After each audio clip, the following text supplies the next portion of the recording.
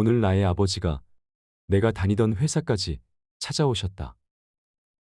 다급한 목소리로 내 이름을 부르셨다. 놀란 나머지 무슨 일이냐고 했다. 전화번호부에는 예쁜 딸로 저장이 되어 있는데 오래간만에 친구들과 산에 가던 중 나의 전화를 받았다고 한다. 나는 겁에 질려 우는 목소리로 아빠 나 큰일 났어. 친구가 나를 꿰어내어 대출 3천만 원을 받은 게 잘못됐어. 라며 이야기를 했다는 것이다. 목소리가 너무 떨리고 너무 울어서 잘 알아듣지 못했다고 했다.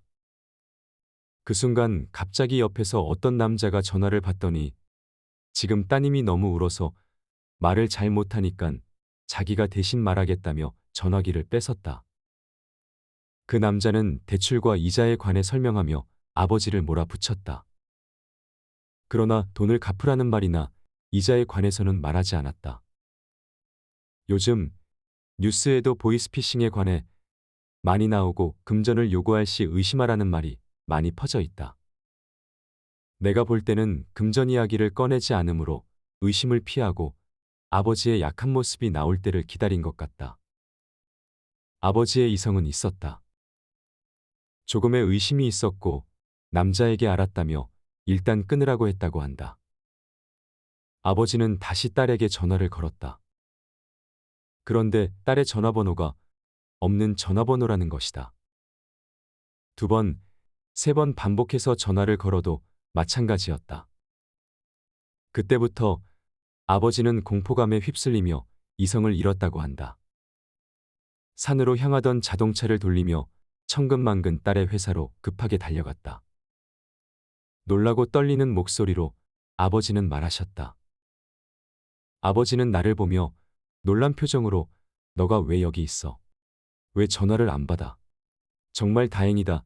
정말 다행이야.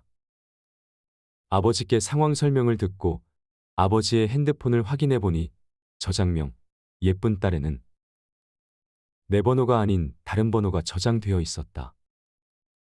아버지는 한참 동안 흥분을 가라앉히고 이성을 되찾으셨다. 보이스피싱의 수법은 이렇다. 문자 메시지를 통해 일상생활 중 흔히 쓰는 택배, 코로나 같은 키워드를 사용하여 스미싱 사이트에 접속시켜서 해킹 파일을 심기 위해 링크를 보낸다. 보이스피싱은 CJ 택배, 고용노동부 등 접속을 유도해서 사이트나 어플을 똑같이 카피해서 사람들을 속이고 있다.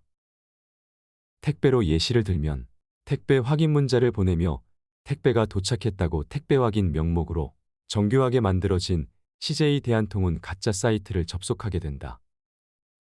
그 이후 어디든 클릭을 할 경우 문자 메시지와 동일한 내용을 끼워 넣어 해킹 파일 저장을 유도하게 되는데 다운로드를 하는 순간 해킹범에게 모든 자료가 넘어가 버린다.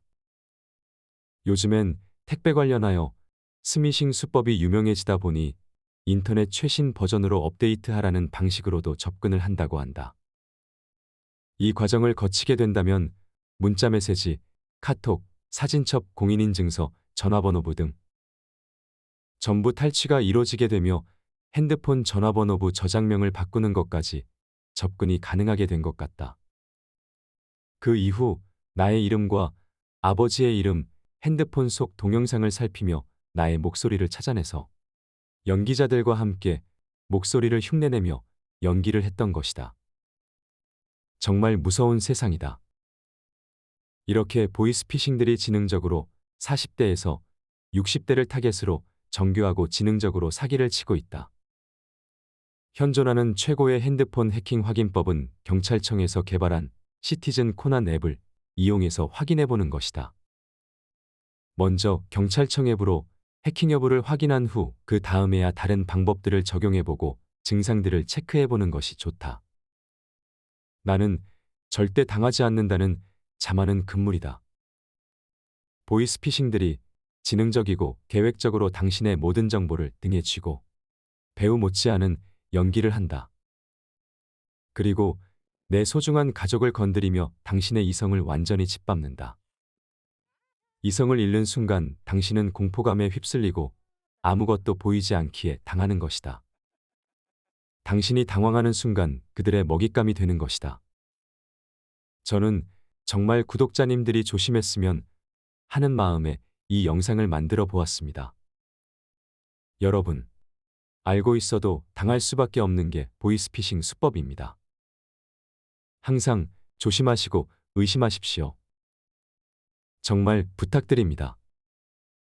항상 건강하고 행복하셨으면 좋겠습니다. 오늘도 행복하고 좋은 하루 보내세요. 감사합니다.